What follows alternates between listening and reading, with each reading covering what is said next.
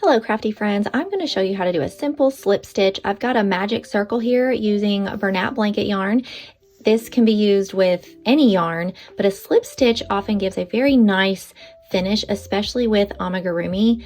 You don't have to use it with just a magic circle. You can use it with any type of row that you're working on. You're going to insert through both loops and you're going to yarn over. Now, instead of when you pull through, when on a single crochet, you pull through one loop with two loops on the hook.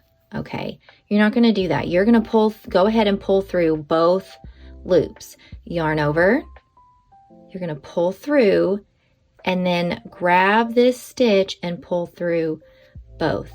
Now see how on a magic circle that gives like a really nice, fully finished circle look, whereas before, if we had just ended it right here, there's just this little bit of a gap here, and I never like that. I don't think it looks good.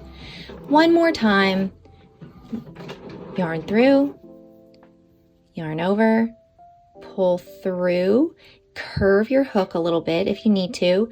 Use your thumb to guide your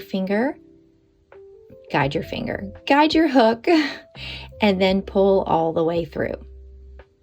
And then you can cut your yarn and pull all the way out like normal. I hope this was helpful.